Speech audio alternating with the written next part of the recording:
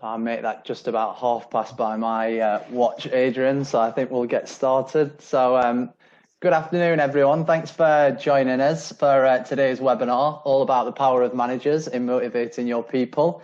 We're delighted that you could join us for what should hopefully be a fascinating 30 minutes discussing all things motivation and employee engagement in reality.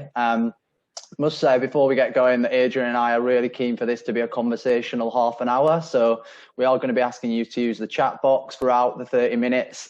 And we have left a bit of time at the end for some questions. So fingers crossed we can address a few of those. If there are any that we don't have time to get round to, we are planning on doing a vlog off the back of this webinar. So we'll make sure that everything does get addressed at some stage. So I suppose with all of that being said, lovely to meet you. I'm Adam Wilson. I'm Head of Leadership and Team here at Lane4, and I'm joined today by Managing Director Adrian. Afternoon, Adrian. Yeah, hi there. It's good to be on the call. Yeah, so as a Managing Director of Lane4, obviously get a big interest in this topic, given that I'm leading my own organisation through this. So, and Adam is in the age bracket of the 35-year-olds who we found a little bit more disenfranchised. Quite interesting. I'm looking to get the chat box going quite quickly, so that's why, you know, for me it's important. But how about yourselves? Like, if you could put in the chat box what you're up to, what your role is in your organisation, and why it might matter to you right now, and why you're on for this half an hour, why you've given that time up. But yeah, as I say, for myself, from March onwards, there was this sort of, if you like, scramble to try and look at the organisation and keep the organisation survival in the moment. And then it became this ongoing, longer term issue, really, rather than moving from a crisis to a chronic situation. And I think what I found very interesting is that initial sort of galvanizing effect of responding to something was quite useful. But then the ongoing nature of it carrying on, and then people asking themselves, I think during that, as they spent more time doing things differently, spending more time in different environments with different people or very few people, we found that, you know, the question of why am I doing this has cropped up quite a lot for people. So yeah, please let us know what you're up to. And so yeah, just in the chat box, I think people can see different people, small company chief exec trying to motivate myself with a small business, head of HR, what's going on. Yeah, society changes actually is quite an interesting one. You're dead right, because I think people are starting to evaluate and think about what is going on all around them. And I think I've said this before on one of our webinars in some of the stuff I've been blogging about, which is, for the first time in a long while, it's almost like we're all in something together, whether you're in business, you're the consumer, you're the supplier, the service provider, you're the customer. We all are experiencing the same thing together in the way we interact in our lives out there. So thank you for saying that.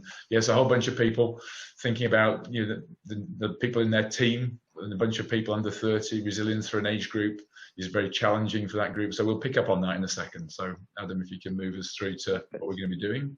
Yeah, thanks a lot, Ed. And obviously such a massive topic that trying to discuss it in half an hour is always going to be challenging.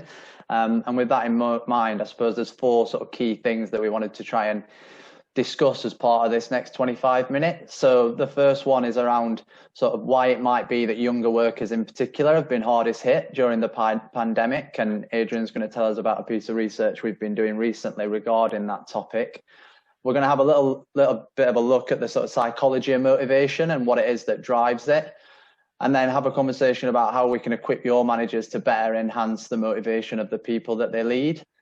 And as always, with anything that we do here at Lane4, what are the sort of practical tips that you can take away and apply in the workplace, hopefully immediately? So yeah, Adrian, it'd be great to hear a little bit more, I suppose, about the work we've been doing with YouGov on this topic.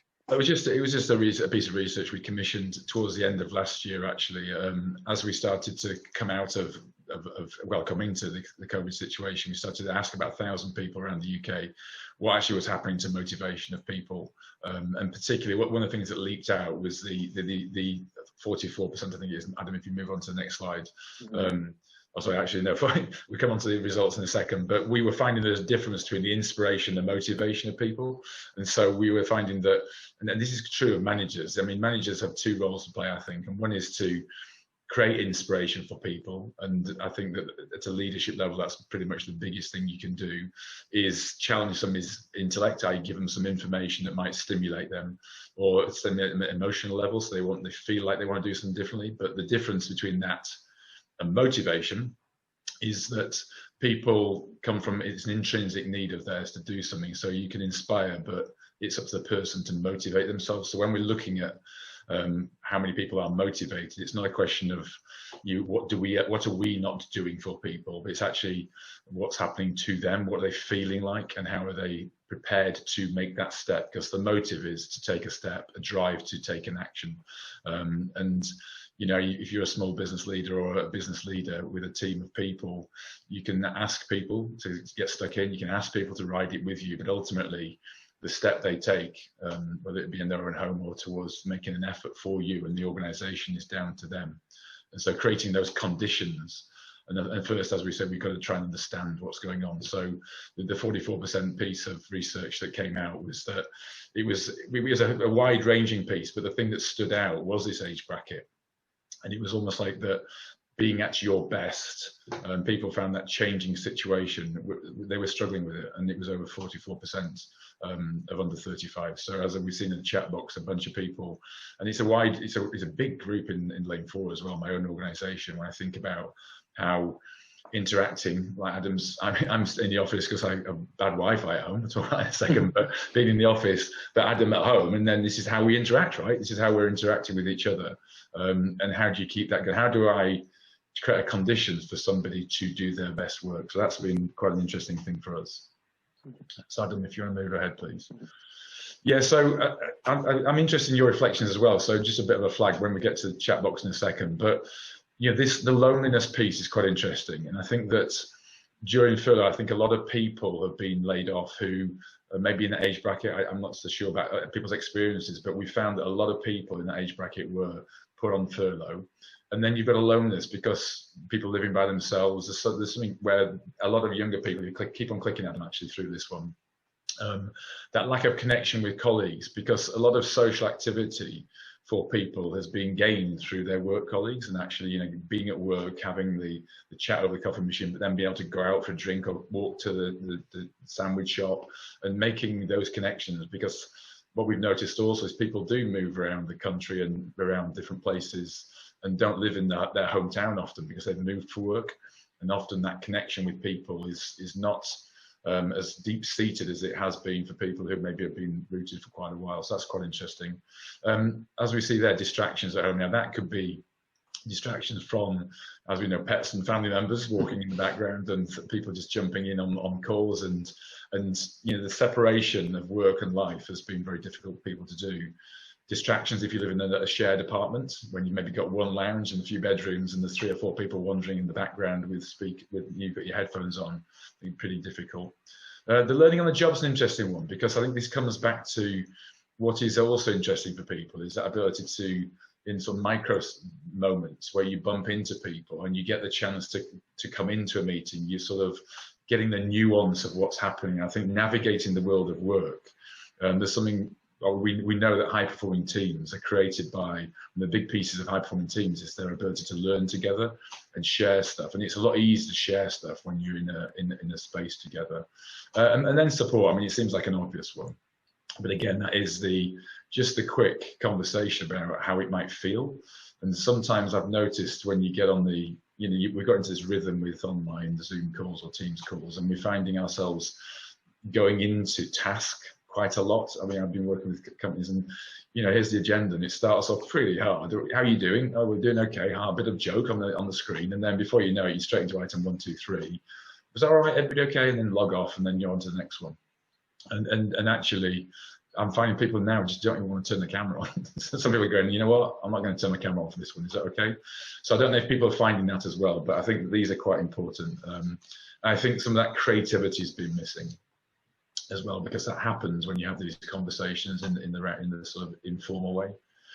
So your experiences, I mean, managing self or managing other people during COVID. I mean, for me, as I said before, I think as a manager, I've been doing updates. I've been doing from home or from here, doing updates on a weekly basis. I've linked into individuals quite a bit, trying to pick up and do sort of virtual coffee with people.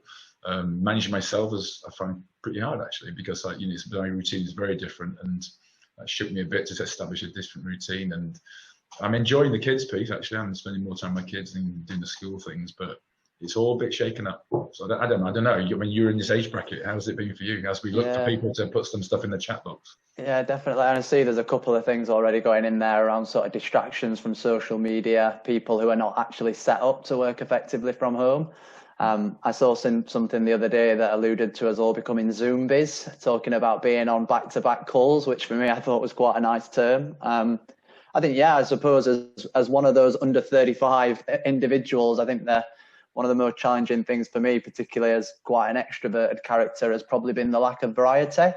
Lack of variety in terms of meeting space, lack of variety in terms of those chance encounters, like you said, Adrian.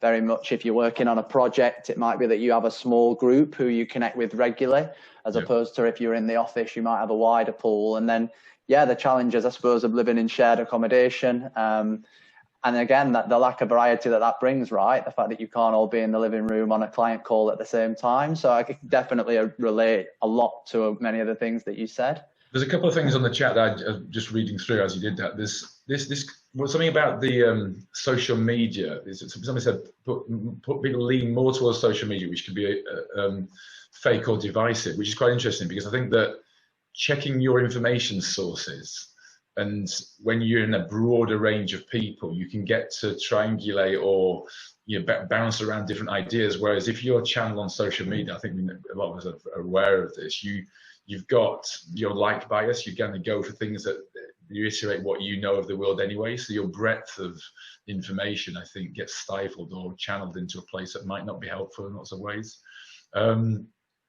An interesting thing, the difference between home and work-life balance, because for a long time we've been looking for flexible working has been coming in more and more and more, and a lot of people enjoy that. A lot of people value it because of different family situations, different social situations. And I think that this has driven it all the way in. And I think there's lots of upsides, as I say, but some of the downsides are you find yourself working non-stop. And because you've done something, you feel like I do school run. I did a school run at 4 o'clock the other day, and then went back online at 8 o'clock because I felt like we had to get through some stuff. And before I know it, that's it. I'm on screen before I go to bed. And there's upsides and downsides with flex working. Being in the office today, for instance, I've enjoyed it. It's given me boundaries, and that's been quite interesting. I don't know if you've noticed anything else on. Yeah, I was going to set some interesting points around again, the lack of those water cooler conversations. I know that we've been introducing a few different initiatives at Lane4 to try and almost encourage those. The email the other day about this sort of coffee roulette and trying to increase the chances that you do talk to people outside of your immediate team, which I think is so important. Really interesting point around a new starter, not yet met my team. We'll come on to that in a moment around how do you create those sort of social interactions as well as just the task interactions. I don't know if that's one that you've heard elsewhere at all, Adrian. No, totally. I mean, the one I'm just smiling about is different time zones. I was on a call yesterday with a team. I was facilitating a team, and we did the morning.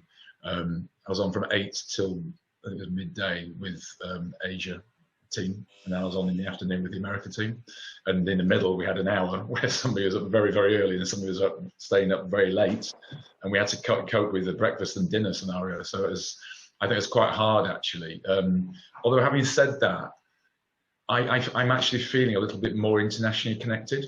So I think it's hard if you've managed an international team in some ways, but actually there's less flying around and there's more connection that I can make but you've got to be able to change your frame. I think is quite interesting on that one. Okay, do you want to flick forward again? And if we thank you for the comments, we'll keep on, as I say, Adam said, we'll answer some of those in the questions or answer them on the vlog later. I think a lot of you've seen this. I mean, we did a motivation webinar a few months ago, but the ABC of motivation is one of the Ryan and Decky stuff. Autonomy, belonging, competence, and the meaning, and the reason why. So I think a lot of people are feeling like, I think it's quite, if I go to meaning first, I think for myself, reconnecting to why am I doing this? Because that question is so prevalent right now because because it's been shaken, going, well, actually, am I doing because it's so different, and maybe not enjoying some aspects of it. They're questioning why they're connected to what they're doing at work. So I think that as an organization, making sure you create that line of sight, create conversations about purpose and purposeful work, because I think that is an important part of the inspiration bit of motivation, but helping people answer that and don't shy away from it. I think it's really important not to shy away from the question about here's why we in this team are doing what we're doing and what do you need. Then at the autonomy, belonging, competence, the autonomy piece, making sure that people feel like they've got some control, because there is a lot out of control at the moment where people are determining things for us. And I think that if we, as a senior leader, I've been really conscious of not trying to pull the drawbridge up and assume that I know I've got to shoulder everything. Because if you do that, it takes away autonomy from people, and that's one of the things that keeps them motivated. Because I can pull this company through it as a senior leader, and let me do this, this, and this, and before you know it, you've pulled the drawbridge too high, and you've taken away decision making from people, and you keep on working harder to push that down. Belonging, we've talked a lot about that. For me, you've got to work really hard as a manager to think about putting groups of people together and how they might connect, and different ways from Zoom.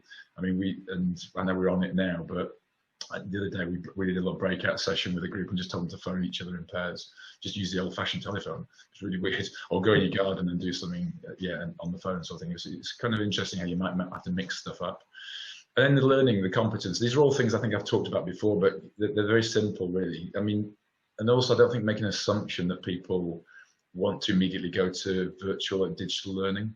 I think there's some great stuff out there, but there's a lot of stuff out there. So finding a way of helping people learn together and actually navigate and, if you like, curate some stuff that might be of interest to groups, I think is going to be quite important. Is important now as a manager. So yeah, anyway, that's just a few ideas on what I think a lot of people know about, but the ABC and the why are quite important for managers to really work on that.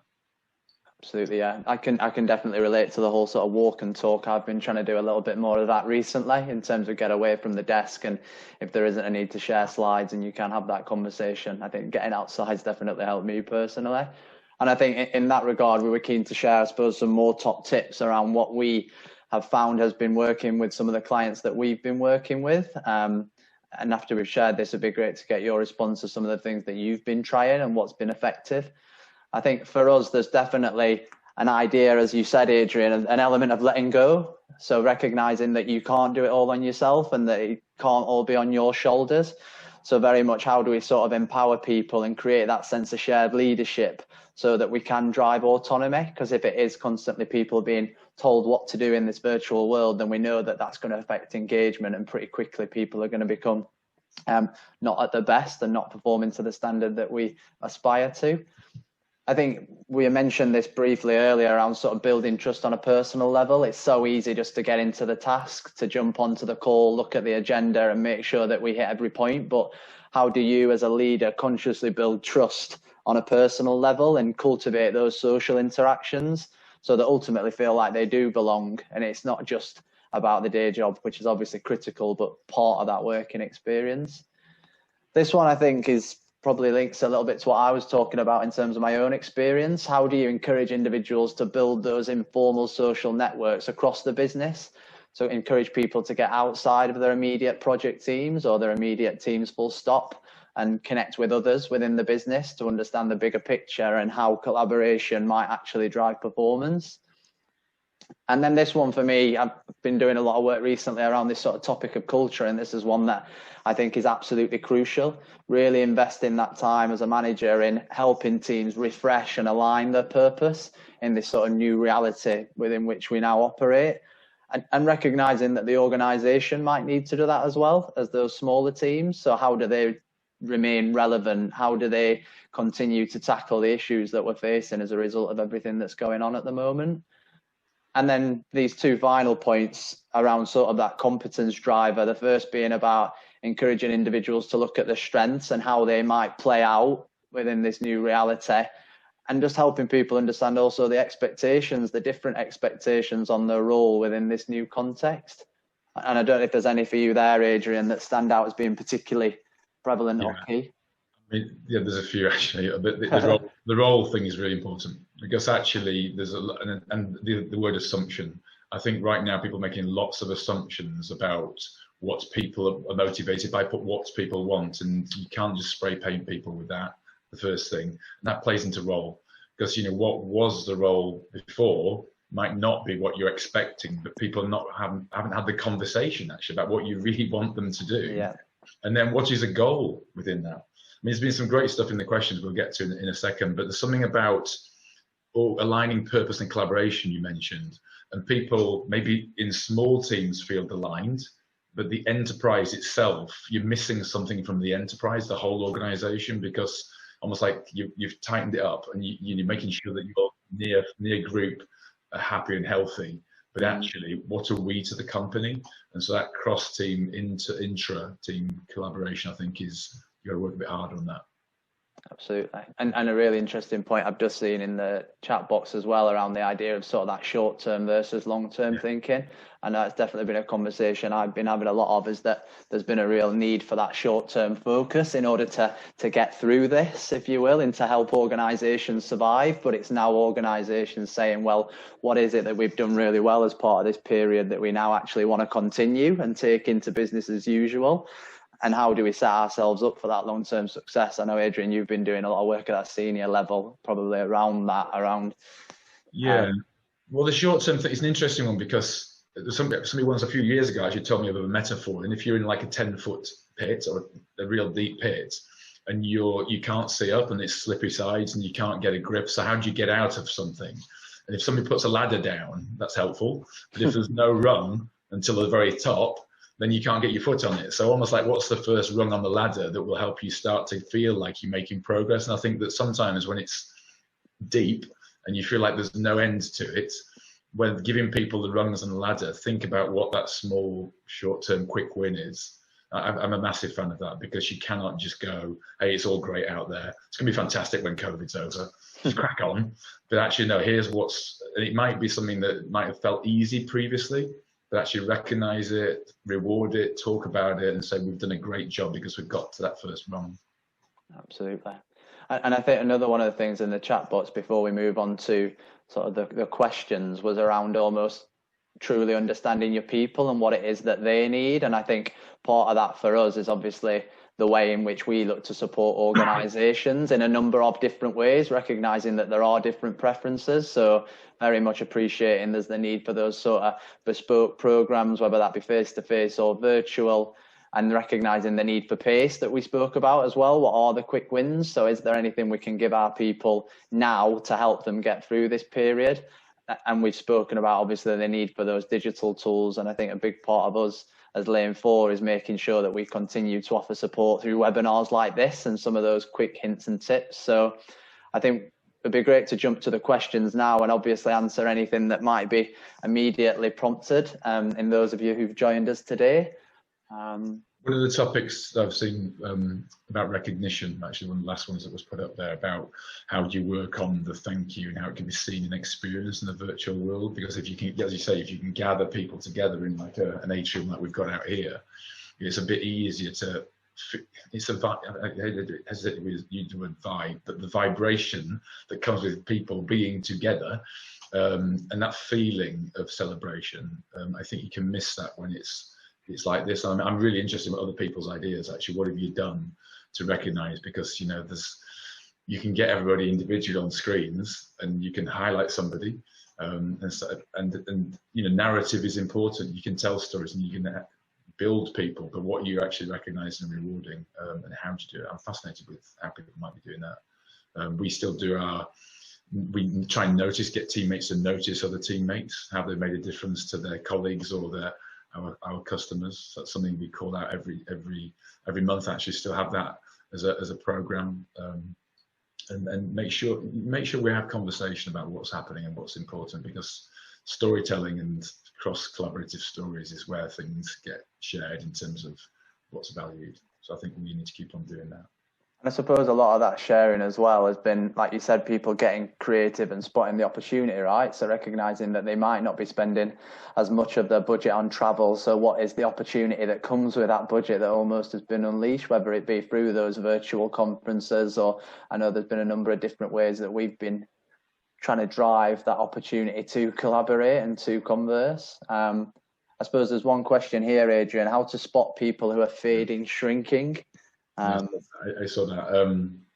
That's really interesting, isn't it? Because a good example of this, I mean, I do a company update, did one the other day, and we've got about 150 people could be on it. And I noticed there were 102 or something on it. Now, people might be busy with clients doing other things, but who's checking in with those people that aren't actually logging in themselves? And I think about some of the faces I've not seen, and making sure that, yeah, again, it's the assumption thing, don't assume that people are happy in doing something, but check in. And I think it's care, isn't it? I think ultimately what this is ramping up for me is the spirit of the care that you might have for people that work for you.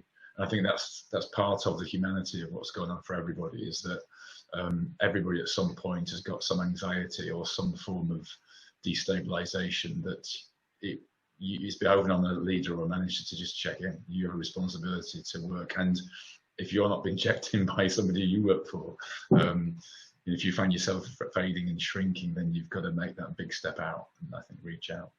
Yeah, I think, yeah, that definitely for me re-emphasizes that idea of shared leadership, and almost not just looking to the most senior leaders in the business to do everything, right? As someone who's a leader with our team specifically, definitely taking that responsibility on and making sure that there is, we often speak about like cascading, but it's also translating things for people, right? So that they can truly understand it and recognize what it means for them.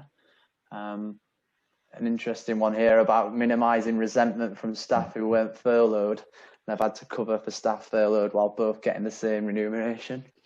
No, so Adam, you were furloughed for a bit, weren't you? I was, yeah, definitely. I think you're walking back into this, have you felt that, and have you had experienced colleagues that have had similar things? I think for me, I mean, obviously the opportunity still to develop meant that it didn't feel like it was time just almost sat twiddling your thumbs. It was very much kind of, what can I do so that when the opportunity to come back is there, there's a chance to do it even better than before. So I think there was a massive mindset piece around, well, what's the opportunity that comes with being furloughed? And then again, for me, it's the point we've made around not making assumptions is massive, and actually having those conversations of how did it feel to be on the pitch, to use our language, working, how did that feel? And likewise, how did it feel to be furloughed? And just having that open conversation so that people can understand those different perspectives rather than assuming. I think that for me was crucial, really.